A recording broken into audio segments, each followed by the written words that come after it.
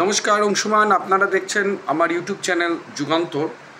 আর আপনারা জানেন যে আমি একটা মিশনে আছি, সেটা হলো মিশন ডেমোলিশন, অর্থাৎ যে ধর্ষক সন্দীপ ঘোষ, ধর্ষক বলতে পুরো সিস্টেমটাকেই যিনি ধর্ষণ করেছেন আর কি, আমাদের স্বাস্থ্য ব্যবস্থাটাকে। একজন প্রিন্সিপাল, তার অনেক কিছু করার ছিল, সে সেই কাজ না করে যেটা করেছে, একটা দুর্নীতি সিন্ডিকেট চালিয়ে গেছেন। তো তার বাড়ির উপরের অংশে হাতুড়ি মারব, এবং মেইন টার্গেট হচ্ছে ক্লিয়ারলি যে ওর যে পারগোলা, ছাদের উপরের যে অংশ পারগোলা, সেটাকে ভাঙাবো। আমি নিচের অংশটাকে ধরতে চাই না, নিচের অংশ ধরলে অনেক কিছু মানে কেঁচো খুঁড়তে গিয়ে সাপ বেরিয়ে আসবে। তো যাই হোক, সেই মিশনেতে যেটা আমরা ঠিক করেছি যে ফাইলিং আমরা করে দেবো 21 তারিখের মধ্যে, এবং এই কেসটাকে আমার ইচ্ছা আছে আমার নিজে লড়া, হাইকোর্টে নিজে অ্যাপিয়ার হওয়া। আর আমার মেন যে সমস্যা যেটা, সেই সমস্যাটা যেটা হলো যে যেহেতু মায়ের ওপর আমার সকালবেলাটা ডিপেন্ড করতে হয়, মায়ের কখন পায়খানা বাথরুম এগুলো হবে, তবেই আমি বেরোতে পারবো আর কি। তো সেই কারণে আমি রেজিস্ট্রারকে অনুরোধ করব যদি এটাকে আমার ক্ষেত্রে অনলাইনে অ্যাপিয়ার হওয়ার সুযোগ দেয়। কারণ হাইকোর্টের এইসব কেসগুলো যেগুলো হয়, আপনারা বুঝতেই পেরেছেন সন্দীপ ঘোষ কতটা প্রভাবশালী। প্রভাব বলতে যার হাতে টাকা আছে তার হাতে সব কিছু আছে, যেটা করতে পারে যে লিস্টিংটা একটা হচ্ছে মামলাটাকে লিস্টে তোলা, মামলা লিস্টে তোলাটা একটা বিরাট ব্যাপার। সেটা কিভাবে করব, সেই একটা বলতে পারেন পদ্ধতি, কি কোন পদ্ধতি উঠলে এই মামলা লিস্টে উঠবে, এক নম্বর। দ্বিতীয় পদ্ধতিটা হচ্ছে শুধু লিস্টে তুললেই হলো না, মামলাটাকে লিস্টের সামনের দিকে আনতে হবে। কেন হাইকোর্টে এমন একটা মামলা এখন চলছে যেখানে এই মামলার গুরুত্ব অন্য মামলার চেয়ে কম, এটাই ধরা হবে।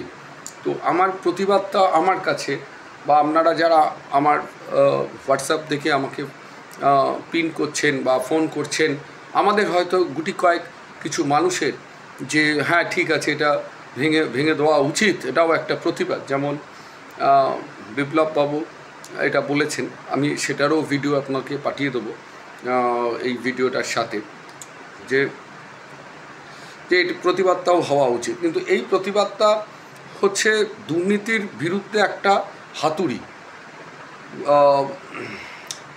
এটাই যে ইচ্ছে করলে হাতুড়িটা মারা যায়, মানুষের ভয়টা কাটুক, ভয়টা কেটে বেরিয়ে আসার জন্য। তো লিস্টে শুধু তোলাই নয়, সামনের দিকে আনতে হবে।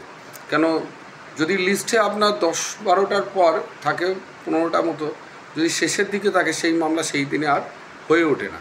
কেন স্টেট হাইকোর্টের ম্যাক্সিমাম মামলাই স্টেট ভার্সেস, আর স্টেট ভার্সেস মামলা খুব লেন্দি হয় আর কি, বিশেষ করে হিয়ারিং প্রসেস একটা আধ ঘন্টা 1 ঘন্টার উপর চলে। তো যাই হোক, সেই পদ্ধতি কতটা কিভাবে এগোবে সেটা টাইম টু টাইম আমরা বলবো। আর দ্বিতীয় হচ্ছে এই যে 401 যে ইললিগাল কনস্ট্রাকশন নিয়ে বলছি, আপনাদের একটা জিনিস বুঝতে হবে, কলকাতা কর্পোরেশনের আন্ডারে কেন, সারা পশ্চিমবঙ্গ বা তথা সারা ভারতবর্ষে আপনি কোনো ইনফ্রাস্ট্রাকচার ডেভেলপমেন্ট করুন, আপনি আপনার নিজের বাড়ি তৈরি করুন, এভরিথিং যা কিছু করুন না কেন, ইভেন গভর্নমেন্টও যদি কোনো প্রজেক্ট করে, সেই প্রজেক্টের নথি কনসার্ন মিউনিসিপ্যালিটি, কনসার্নড আপনার জেলা পরিষদে সাবমিট করতে হবে গভর্নমেন্টের ক্ষেত্রে। আর আপনি যদি করেন তো আপনার ক্ষেত্রে কনসার্ন মিউনিসিপ্যালিটি, কর্পোরেশন বা জেলা পরিষদে আপনাকে সাবমিট করতে হবে। যদি যে প্রপোজাল আপনি সাবমিট করেছেন সেই প্রপোজাল ব্যতীত যদি আপনি ডেভিয়েশন করেন, তো গভর্নমেন্টের রাইট আছে সেটাকে বন্ধ করা এবং আপনার কাছে তার কোয়ারিজ শোকজ করে তার কারণ দর্শাতে বলতে পারে। এটা গভর্নমেন্টের রুলসেই আছে। সেই কারণে যখনই, বিশেষ করে কলকাতা, আপনারা জানেন যে রিয়েল এস্টেট একটাই ব্যবসা যেটা পশ্চিমবঙ্গের জিডিপিকে টেনে নিয়ে যাচ্ছে, সেটা হচ্ছে রিয়েল এস্টেট। আর রিয়েল এস্টেটের মধ্যে আপনারা যারা বাড়ি করতে চাইছেন ব্যক্তিগতভাবে, ছোট হোক বড় হোক, বা যাদের পুরনো বাড়ি আছে সেই পুরনো বাড়ি রিপেয়ার করতে চাইছেন, বা এখন একটা নতুন ট্রেন্ডিং হয়েছে মাথার ওপরেতে একটা করে শেড, যা কিছু করুন না কেন কলকাতা কর্পোরেশনের যদি অনুমোদন না নেন তো সেটাকে বেআইনি হিসেবে ট্রিটেড হবে। এবার অনেকে নানা ধরনের যুক্তি দেয়, আমার পুরনো বাড়ি, ও তো ট্রেনের চাল করেছে, আমি কেন করলে কি হবে। কে করেছে কি করেছে সেটা বড় কথা নয়।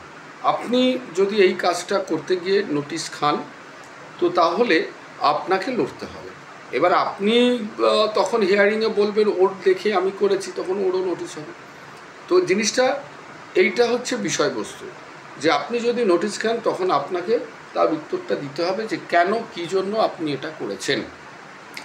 এবার যেটা বলি যে এই যে 401 অর্থাৎ স্টপ ওয়ার্ক নোটিশ আপনাকে দিয়ে গেল, অনেক পুরনো বাড়িতেও স্টপ ওয়ার্ক নোটিশ পড়ছে, দিয়ে যাওয়ার পর অনেকে যেটা করেন এটাকে গ্রাহ্য করেন না, বা অনেকে যেটা আছে যে আমি কাউন্সিলরকে ধরে নেব, কাউন্সিলরকে দিয়ে আমি কর্পোরেশনকে বলিয়ে দেবো আমার কিছু হবে না, এবং সেখানে কিছু উপকৌটন বা এরকম কিছু লেনদেন করলেন। এই জিনিসটা সম্পূর্ণ অবৈধ, এবং কলকাতা কর্পোরেশনের যে পৌর আইন আছে যেটা 1980 বিল্ডিং অ্যাক্ট, যেটা আপনারা সহজেই গুগলসে টাইপ করলে পুরো অ্যাক্টটাই আপনারা ডাউনলোড করতে পারবেন। আর আমরা যে বিল্ডিংটা যে অনুমোদন নিই সেটা আছে রুলসে, সেটাও আপনারা যে গেজেট আছে 2009 সালে সেই গেজেট আপনারা আপলোড করতে পারবেন, বা কলকাতা কর্পোরেশনের ওয়েবসাইটে ঢুকে সেখানেও এই গেজেট আপনারা পেয়ে যাবেন। এখন বিষয়বস্তু যেটা হলো, সেখানে আইন অনুযায়ী যে আপনারা যা কিছু করুন না কেন সেইটাকে কলকাতা কর্পোরেশনের আপনার অনুমোদন নিতে হবে। আর বেআইনি সংক্রান্ত বিষয়গুলো যে আইনের ধারায় চলে সেটা হচ্ছে 400 সেকশন। এই 400 সেকশনটা কিন্তু অ্যাক্টে আছে, এটা ভালো করে বুঝবেন। আর বিল্ডিং অনুমোদনটা আছে রুলসে আছে। সুতরাং অ্যাক্টে যেটা সরাসরি আছে সেটার গুরুত্বটা অনেক অনেক বেশি, সেক্ষেত্রে কেউ চাইলেও কিন্তু সেটাকে আটকে রাখতে পারবে না।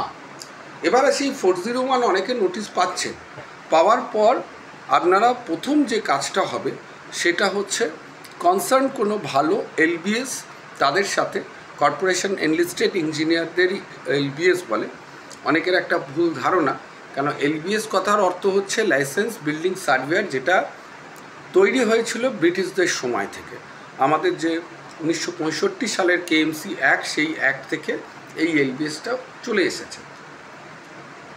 তার আগে থেকে এই সুপারভাইজার, ফোরম্যান এইভাবে কলকাতা কর্পোরেশনের নথিভুক্ত হতো একটা সময়। তারপর ডিমান্ড এবং সোসাইটির চাহিদার উপরে ডিপেন্ড করে গুরুত্ব বাড়ে, কিন্তু এলবিএস নামটা চেঞ্জ হয় না। কিন্তু একজন এলবিএস মানে হচ্ছে একজন ইঞ্জিনিয়ার, সিভিল ইঞ্জিনিয়ার, অবভিয়াসলি তার যোগ্যতা মিনিমাম হচ্ছে ডিপ্লোমা, কিন্তু ডিপ্লোমা হলেও 10 বছর প্র্যাকটিস করলে তবে সে আপনার একটা ডিপ্লোমার পর 10 বছর প্র্যাকটিস করলে তবে সে ক্লাস 1 এলবিএস পাচ্ছে, আর ডিগ্রির পর 5 বছর প্র্যাকটিস করলে তবে সে ক্লাস 1 এলবিএস পায়।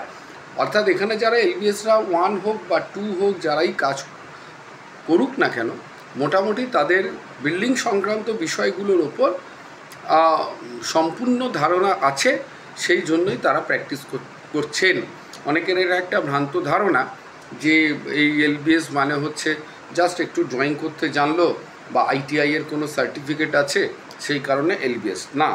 এলবিএস হতে গেলে আপনাকে মিনিমাম ডিগ্রি বা ডিপ্লোমার পর বিশাল একটা এক্সপিরিয়েন্স লাগে, ডিগ্রির পর মিনিমাম 5 বছর। সেই কনসার্ন এলবিএসের সাথে আপনারা কথা বলবেন। এবং এলবিএসদের মধ্যেও এই যে এখন যে বর্তমান আমাদের ট্রেন্ড, সেটা হচ্ছে আর্কিটেকচারাল সার্ভিস যারা আমরা দিয়ে থাকি, যারা দীর্ঘদিন ধরে প্র্যাকটিস করছে কলকাতা কর্পোরেশনের, দীর্ঘদিন ধরে যারা প্র্যাকটিস করছে, তাদের সাথে কথা বললে আমার মনে হয় ব্যক্তিগতভাবে আপনারা উপকার পাবেন, এবং সেই পথ বদলে দেবে যে কীভাবে এটাকে রেগুলারাইজ করা যায়, বা আপনার যে অপরাধটা আপনি করেছেন এটাকে অপরাধ বা ক্রিমিনাল অফেন্স ধরা হয়, যে আপনি না জানিয়ে কোনো বেআইনি কাজ করলেন, সেই কাজটাকে আদেও এটাকে রাখা যাবে না, এটাকে আপনাকে মডিফাই বা ভেঙে ফেলতে হবে। তো আমরা বেশিরভাগ ক্ষেত্রে আমার এই লাস্ট 6 মাসেতে হিউজ আমরা রেগুলারাইজ প্রোগ্রামেতে যেগুলো আমরা বাঁচিয়েছি, বা যেগুলো একদম বাঁচানোর জায়গা নেই, সব বাড়ি বাঁচানো সম্ভব নয়, সেখানে মডিফিকেশান করতে হয়েছে, কোনো জায়গায় শেড খুলতে হয়েছে, খুলে 401 নোটিশকে উইথড্র করাতে হয়েছে, বিভিন্ন প্রপোজালের মধ্যে আবার তাকে আইনের মধ্যে নিয়ে আসতে হয়েছে। তো এই বিষয়গুলো নিয়ে আলোচনা করব আজকে কলকাতা কর্পোরেশন বিল্ডিং ডিপার্টমেন্ট সম্বন্ধে। এবং এই যে পুজোর একটা বড় ছুটি, যাদের নিজস্ব বাড়ি আছেন, ভাড়া বাড়িতে থাকছেন, কালকে হয়তো কোনো প্রপার্টি জমি কিনে বাড়ি করবেন, তো প্রত্যেকের ক্ষেত্রে আমার মনে হয় আমার এই কথাগুলো গুরুত্বপূর্ণ। তো যেটা নিয়ে শুরু করেছিলাম যে নোটিশ পেলে কনসার্ন এলবিএসের সাথে কিন্তু সরাসরি কথা বলবেন। অনেকে আছে এটা করেন না।